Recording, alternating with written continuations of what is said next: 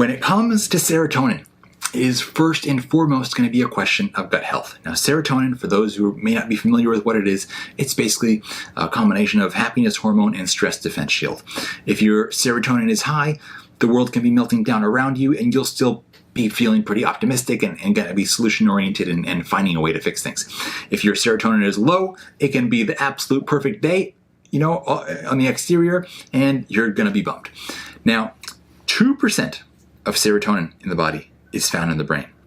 95% of serotonin is actually produced in the intestines. That's why I say this ends up coming down to a question of gut health first and foremost.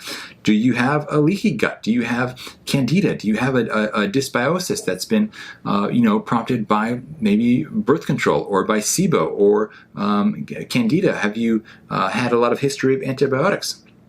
And so gut health we want to look at first. We want to be looking at supplements like Ionobiome that helps to close up the tight junctions in the gut. We want to be looking at really high quality spore-based prebiotics, things like you would get from Just Thrive is a great example of these that are going to survive the digestive environment and make it to the colon where they can actually implant and colonize.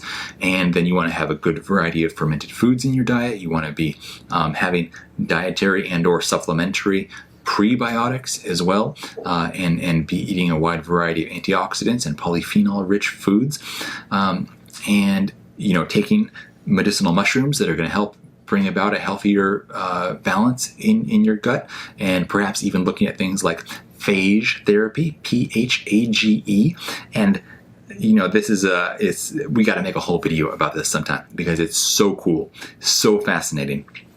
Phage are kinds of viruses that are good for you.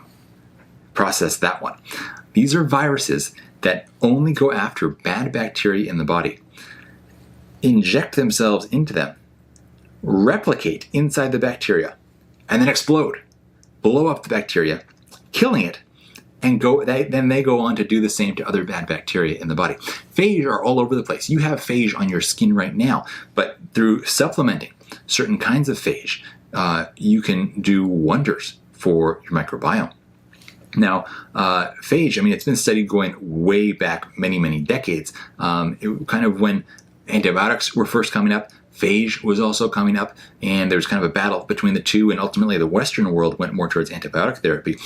In Russia and towards the East, you see a lot more use of phage therapy being more adopted. And the reason why this is very interesting, and I'll get back to your question in a minute, but I'm compelled to share here because this is just fascinating, is that in our modern world where we're coming up against antibiotic-resistant diseases and infections, phage can actually be a solution there.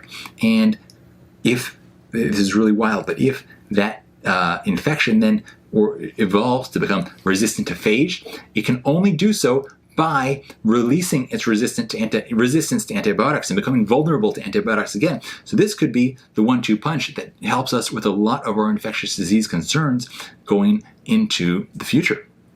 Now, there's more, of course, to this than just gut health, but I wanted to, kind of share some cool stuff with you there. There's, of course, exercise is going to boost your serotonin, especially things like high intensity interval training. Sunlight, there's a direct relationship between the sunlight that you're exposed to and the production of serotonin.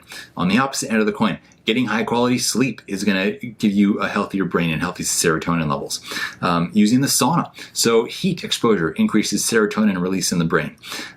Chocolate, right? Chocolate contains serotonin. That's one of the greatest things about it.